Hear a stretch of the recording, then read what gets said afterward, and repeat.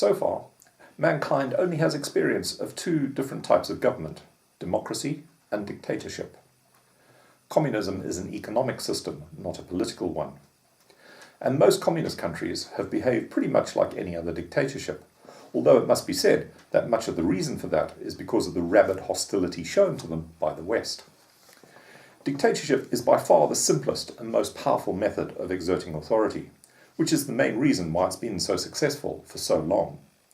Dictators are usually kept fairly secure by ruthless suppression of dissent.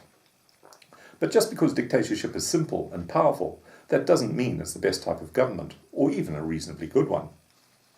It is without doubt the oldest and most widespread form of government, and almost every nation on earth can produce a long and usually blood-soaked history, richly cluttered with lurid accounts of mass slaughters perpetrated by previous supposedly great leaders. However, it would not be fair to say that every king, queen or emperor have been genocidal maniacs, just a very substantial number of them. No, some dictators are reckoned by historians to have been wise and compassionate leaders, intriguingly sometimes called benevolent dictators.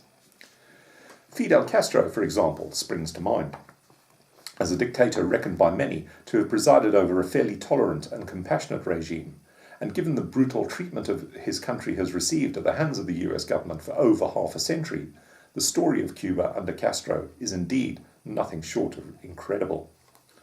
Democracy, compared to dictatorship, appears to be quite a new method of government, and perhaps for this reason is not yet so poorly represented in history.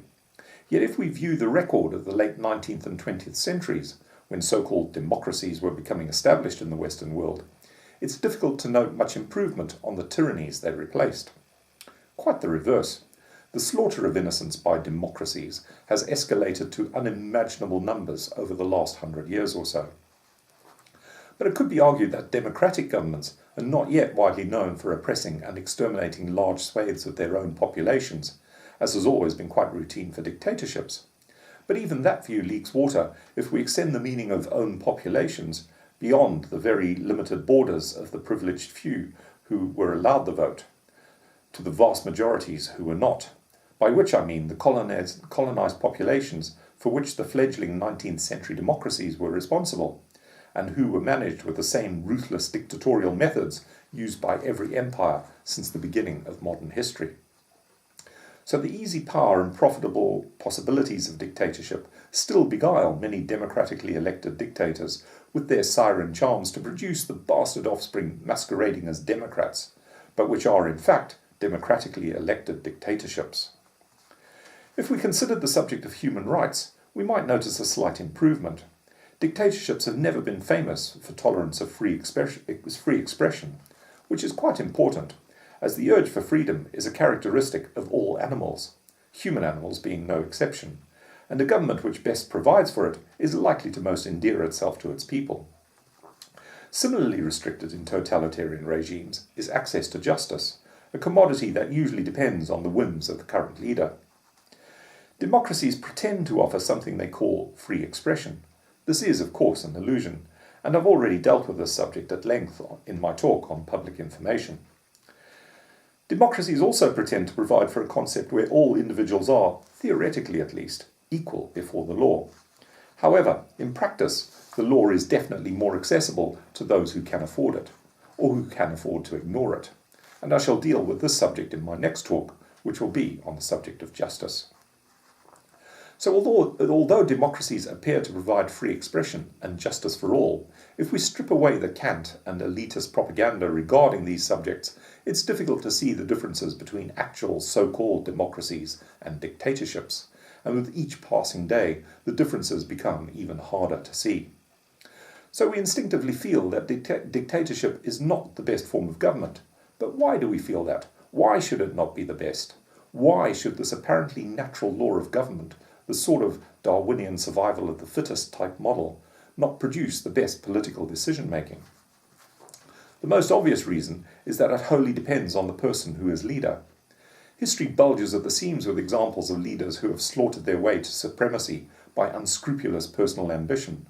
Very few have gone on to live lives of personal self-sacrifice for the betterment of the societies they dominate. Whilst it may well be that these people have remarkable personal qualities that help them slaughter their way to supremacy and maintain their positions once they have them, it most certainly does not follow that their descendants will have those qualities. And once again, history is well stuffed with evidence of this. In other words, there's absolutely no evidence to support the idea that hereditary succession of dictators will inevitably provide the best governments. But that's how we're all conditioned to think. That's why so many of us instinctively expect signs of greatness in the children of people who have themselves shown exceptional personal achievement, whether their achievement was in politics, business, sport, or the arts. But what history actually proves beyond any shadow of doubt is that so-called greatness is not hereditary. Yet this is the very principle that Britain has used for most of its heads of states for over 1,000 years. In other words, the form of dictatorship that Britain has used for centuries, called monarchy, has, for most of that time, been practiced by people of very modest personal abilities, people whose success relies wholly on the ability of others. Yet we're all conditioned to regard them as magnificent, all-knowing people who personify the highest personal qualities in anything and everything. It isn't only an utterly ludicrous way to run a country, it's downright evil, because what happens in effect is that the very powerful and anonymous monsters who actually make or affect the key decisions of government manipulate the royal dupes to distract the eye and the brain of the unwary citizen, just as that so-called expert on the British Constitution, Walter Bagehot, said 150 years ago. Constitutional royalty acts as a disguise. It enables our real rulers to change without heedless people knowing it. The system we're conditioned to think of as democracy has now decayed to such an extent that it too uses a very similar disguise, which is why people of zero intellectual or political ability can and do become presidents of the most powerful so-called democracy on earth. It's in the nature of despots to eliminate dissent, or at least to ensure that it's never heard. Knowing this, people closest to a tyrant tend not to be openly critical of her thoughts and actions, and indeed are usually in their positions in the first place only by virtue of the excellence of their sycophancy. But there's a dilemma. The best ideas and inventions are forged in climates of conflicting views, because this is the best way to discover possible faults and problems before they occur. But history can't show us many examples of dictators who have sought out conflicting opinion. Quite the reverse. This is a considerable weakness of tyranny, its tendency to refuse to even hear dissenting opinion, let alone actually adopting an idea it doesn't like. So, by eliminating any possible dissent to any whim of a dictator, all sorts of stupidity and evil happens, from Roman emperors who decree themselves gods to American presidents who decree themselves exceptional and who wreak havoc around the globe. Given that dictatorship can never be a long-term model for good government, and given that the main so-called democracies we know are in fact dictatorships masquerading as democracy, what qualities would we expect to find in a really good government? Absolutely central to the idea of good government is the happiness of the people. The emotional condition of people could be broadly defined in one of two ways, happy or unhappy. Left to our own devices, the vast majority of us prefer and strive to be happy rather than unhappy. Therefore, the government that best provides for the greatest happiness of the most people most of the time is going to be the most popular government. Dictatorships are completely indifferent to the happiness of the majority, believing that the only people whose happiness really matters are the tyrants who rule. Happy people are too contented with their lives to interest themselves in overthrowing governments. The fact that all dictators are always closely surrounded by powerful armed guards proves beyond doubt the intrinsic weakness of this type of government. It's usually more afraid of its own people than anyone else. Keeping people distracted rather than happy has always been something of a priority for governments since at least the days of the Roman Empire. It's considerably cheaper and provides something for the people to do when they're not serving their main function, which is enriching their rulers. The Romans provided gladiatorial spectacles for the purpose. Today's governments ensure a steady stream of pulp TV. So what, you may ask, so long as it makes the people happy? And that's a fair question. After all, didn't I just say that governments which provide for the happiness of most of the people will be the most popular? And it's true enough.